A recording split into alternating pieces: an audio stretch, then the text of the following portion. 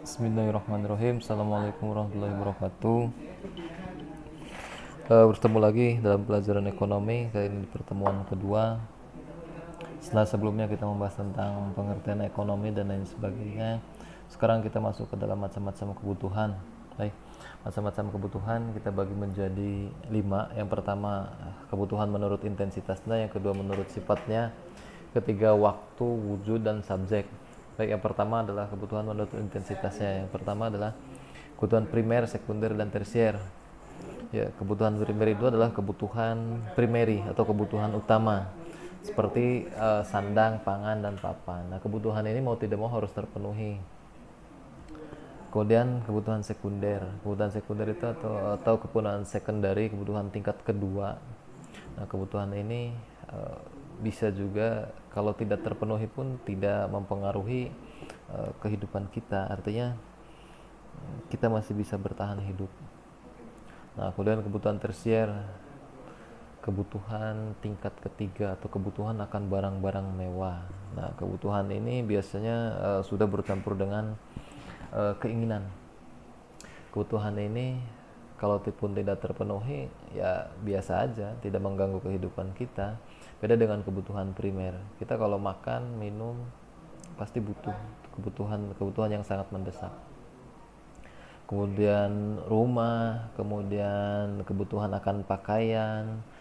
Nah, itu masuk ke dalam kebutuhan primer. Kemudian kebutuhan berdasarkan sifatnya itu kebutuhan jasmani dan rohani, jelas ya. Semua yang berhubungan dengan jasmani kita juga itu butuh butuh nutrisi atau butuh sehat itu masuk ke dalam kebutuhan jasmani. Olahraga itu kebutuhan jasmani. Dan kebutuhan rohani, kebutuhan akan jiwa kita atau ruh kita. Nah, ruh kita juga itu harus sehat. Di dalam tubuh yang kuat terdapat di dalam tubuh yang sehat terdapat jiwa yang kuat. Nah, makanya kebutuhan rohani juga harus diperhatikan. Kita harus seimbang antara kebutuhan jasmani dan rohani. Ada yang badannya sehat, kuat, segar, bugar, tapi rohaninya kurang sehat. Artinya kurang sehat itu dia hubungan dengan Tuhannya, dengan Allah itu kurang. Bisa dikatakan kebutuhan rohaninya kurang terpenuhi. Apa sih kebutuhan rohani itu? Ya, kebutuhan tentang rasa aman itu rohani, kemudian kebutuhan akan hal-hal yang berbau spiritual itu kebutuhan rohani. Kemudian kebutuhan berdasarkan waktu, kebutuhan masa sekarang dan masa depan. Nah, sekarang itu berarti kebutuhan yang mau tidak mau harus dipenuhi saat ini juga, tidak boleh ditunda. Berbeda dengan kebutuhan masa depan. Kalau kebutuhan masa depan itu bisa ditunda. Contohnya, nah, kebutuhan sekarang itu makan itu termasuk dalam kebutuhan sekarang. Kita lapar, tidak mungkin kita makannya besok, pasti sekarang. Maka masuk ke dalam kebutuhan sekarang. Nah, kalau kebutuhan masa depan itu kebutuhan akan pendidikan. Nah, kita nabung dari sekarang, kemudian untuk pendidikan masa depan itu masuk ke dalam kebutuhan masa depan. Kemudian kebutuhan berdasarkan wujud itu kebutuhan benda dan jasa. Nah, wujud itu jadi kita bisa merasakan kebutuhan itu. Ada berdasarkan kebendaan, ada juga berdasarkan jasa atau barang. Barang itu dia berwujud. Nah, bisa kita rasakan, bisa kita lihat bentuknya, bisa kita raba, itu dalam masuk kategori barang. Kalau yang kebutuhan yang tidak bisa kita raba itu masuk kebutuhan jasa. Tukang cukur itu jasa, ojek itu jasa. Kita bisa merasakannya tapi kita tidak tahu bentuknya seperti apa jasa itu. Bulatkah, lonjongkah, merahkah atau gimana. Nah, kalau barang itu bisa. Kemudian subjek, kebutuhan berdasarkan subjek, kebutuhan individu dan kebutuhan kelompok. Ada kebutuhan individu, yaitu kebutuhan untuk kita sendiri, dan kebutuhan kelompok.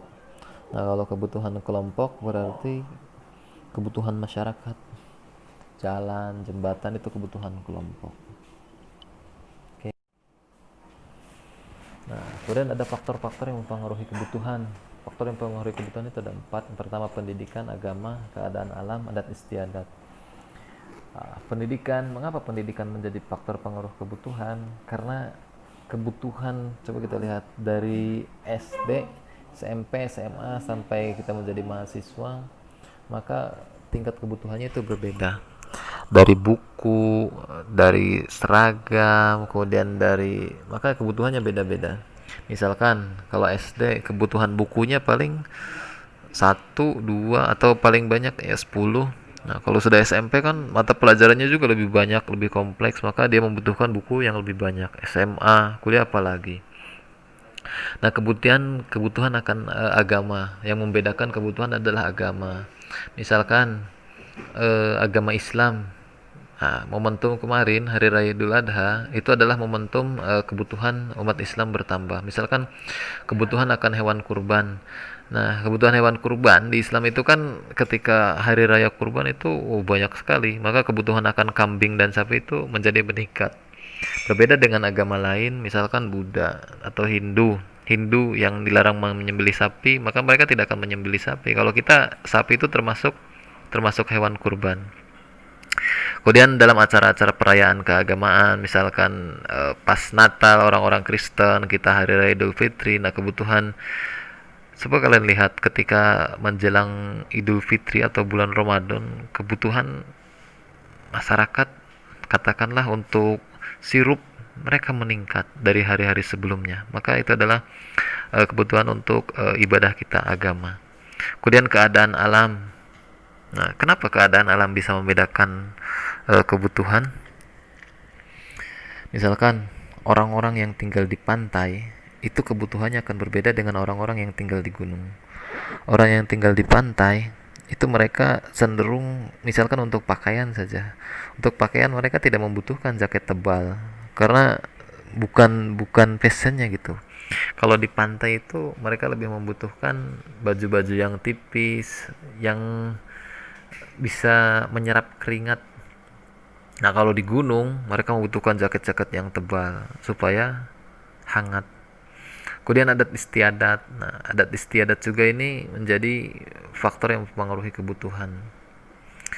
Adat istiadat antara satu daerah dengan daerah yang lain itu berbeda. Misalkan, nah, adat istiadat ini kadang-kadang lebih ada campuran ininya juga apa? Agamanya. Misalkan di Bali itu adat atau kebudayaan agamanya itu kan ketika masyarakat atau ada yang meninggal itu mereka dibakar atau upacara ngaben. Nah, itu biayanya itu kan lumayan besar itu. Bisa satu mobil Avanza harganya untuk upacara ngaben. Nah, berbeda dikata di Islam. Nah, jadi itu bisa mempengaruhi. Kemudian ada lagi misalkan di laut itu ada kebudayaan namanya itu upacara ini apa namanya di laut tuh pesta laut kan suka ada yang menghanyutkan kepala kerbau ke laut. Nah, itu adat istiadat. Jadi kebutuhannya berbeda-beda. Nah, kemudian ada alat pemuas kebutuhan. Alat pemuas kebutuhan itu kita bagi menjadi 4. Yang pertama berdasarkan kegunaannya, kemudian cara memperoleh, hubungannya dengan barang lain, dan pengaruhnya terhadap proses produksi. Berdasarkan kegunaannya kita bagi ke dalam 2, barang konsumsi dan barang produksi. Barang konsumsi jelas ya, barang itu kita beli atau kita gunakan untuk tujuan konsumsi. Kalau produksi, tahu pengertian produksi? Produksi itu adalah menambah nilai guna suatu barang atau jasa. Maka ketika kita membeli barang-barang untuk produksi, barang tersebut digunakan untuk memproduksi barang lain. Nah, contohnya adalah mesin-mesin untuk produksi. Kita membeli barang bukan untuk konsumsi, tapi untuk menghasilkan benda lain. Kemudian barang berdasarkan cara memperolehnya, yaitu barang ekonomi, barang bebas, dan barang ilit. Kalau barang ekonomi itu ketika kita ingin atau ingin mendapatkannya itu membutuhkan pengorbanan. Nah, kalau barang bebas itu tersedia banyak di alam. Contohnya udara, air. Walaupun air bagi sebagian orang itu adalah barang ekonomi, tapi bagi sebagian lagi itu adalah barang bebas. Kemudian barang ilit atau benda ilit. Ilit ini ketika kita ketika barang tersebut sedikit, dia bermanfaat bagi kehidupan manusia. Tetapi ketika jumlahnya terlalu banyak, dia bisa membahayakan. Contohnya, air itu bermanfaat ketika jumlahnya pas atau sedikit. Tapi ketika jumlahnya banyak, dia berubah menjadi banjir, maka dia membahayakan. Maka disebutlah sebagai barang ilit. Api ketika sedikit kita bisa menggunakan untuk memasak, tapi kalau jumlahnya terlalu banyak besar, dia bisa membahayakan. Itu benda ilit. Kemudian alat pemuas kebutuhan berdasarkan hubungannya dengan barang lain, ada barang substitusi dan barang komplementer. Barang substitusi itu adalah barang pengganti, sifatnya itu menggantikan barang lain yang sejenis. Kalau barang komplementer itu melengkapi, jadi pelengkap. Substitusi misalkan kita biasa mengkonsumsi beras. Nah, pada suatu ketika berasnya itu gagal panen, kita bisa nggak mengganti beras dengan makanan lain? Bisa, kita bisa mengganti dengan jagung, dengan singkong dan lain sebagainya yang karbohidratnya juga tinggi. Kemudian barang komplementer adalah barang pelengkap yang melengkapi barang tersebut. Jadi dia tidak bisa berdiri sendiri. Artinya walaupun bisa berdiri sendiri, dia kurang maksimal. Misalkan kita akan membuat kopi. Nah, kopi harus ada gula. Tapi ada juga orang yang kopi tanpa gula. Nah, kopi dan gula itu barang komplementer. Kopi, gulanya itu adalah barang komplementer. Kemudian pengaruhnya terhadap proses produksi, barang mentah, barang setengah jadi, dan barang jadi. Nah, barang mentah ini barang yang belum mendapat olahan sama sekali. Jadi dia masih nilai gunanya itu kecil. Kemudian diproses menjadi barang setengah jadi, kemudian diolah lagi menjadi barang jadi. Nah, barang jadi ini barang yang siap untuk dijual. Nah, kemudian masuk ke dalam biaya peluang atau opportunity cost. Biaya peluang itu merupakan biaya yang timbul akibat dari mengorbankan kesempatan menggunakan barang dan jasa untuk tujuan yang lain. Nah, biaya peluang juga dapat diartikan sebagai kesempatan yang hilang karena seseorang telah memilih alternatif lain. Perhitungan biaya peluang tidak selalu berhubungan dengan uang, bisa berupa waktu, kesenangan, keuntungan di masa depan, dan lain-lain. Misalkan kita ada dihadapkan pada dua kesempatan. Yang pertama, ketika kita lulus kuliah, kita akan bekerja di perusahaan A yang gajinya 5 juta, atau kita bekerja di perusahaan B yang gajinya 6 juta. Kalau yang 5 juta itu dekat dengan rumah, kalau yang B itu jauh dari rumah.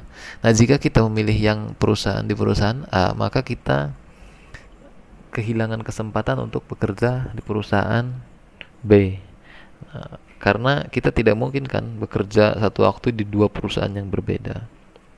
Itu biaya peluang. Jadi ada alternatif dari banyak pilihan, kita harus memilih salah satunya. Nah, ini adalah prinsip ekonomi. Dulu prinsip ekonomi itu diartikan sebagai orang menganggap prinsip ekonomi itu kita berusaha sekecil-kecilnya untuk mendapatkan hasil yang sebesar-besarnya. Nah, sekarang sedikit bergeser karena dianggap terlalu serakah, maka kita geser. Prinsip ekonomi itu adalah bunyinya kurang lebih kita berusaha dengan pengorbanan tertentu untuk mendapatkan hasil tertentu juga. Nah, prinsip ekonomi itu adalah garis-garis penuntun yang digunakan oleh pelaku ekonomi dalam melaksanakan tindakan ekonomi. Prinsip ekonomi itu sebagai garis.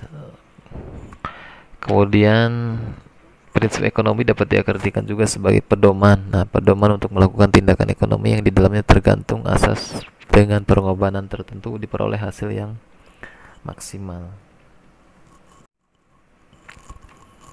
Prinsip ekonomi kita bagi menjadi 3: prinsip ekonomi produsen, prinsip ekonomi distributor, dan prinsip ekonomi konsumen. Yang pertama, prinsip ekonomi produsen. Nah, produsen harus berprinsip yang pertama itu adalah tentunya orientasinya itu adalah keuntungan, mengharapkan keuntungan yang optimal. Kita berproduksi kalau tidak untung mau ngapain kan? Kita harus mencari untung yang maksimal. Kemudian yang kedua, menentukan teknik produksi yang efisien. Yang ketiga, membuat barang berkualitas. Yang keempat, menentukan produk yang sesuai dengan selera masyarakat, menggunakan bahan baku yang berkualitas, menentukan lokasi perusahaan yang dekat dengan faktor produksi. Itu prinsip ekonomi produsen. Kemudian prinsip ekonomi konsumen. Nah, kita mengembangkan sikap hemat, mencari informasi tentang barang dan jasa, memilih barang dan jasa yang berkualitas, membuat daftar skala prioritas kebutuhan, memperhatikan kemampuan daya beli, kemudian memperhatikan kemampuan daya beli juga. Oh, ini dua. Kemudian prinsip ekonomi distributor, mencari keuntungan dengan pertimbangan pengorbanan, kemudian menentukan harga jual, memilih sarana transportasi sesuai dengan selera kebutuhan masyarakat, menyalurkan barang secara tepat, meningkatkan kualitas pelayanan kepada konsumen atau pelanggan. Nah, sekarang motif ekonomi itu adalah alasan yang mendasari seseorang untuk melakukan tindakan ekonomi.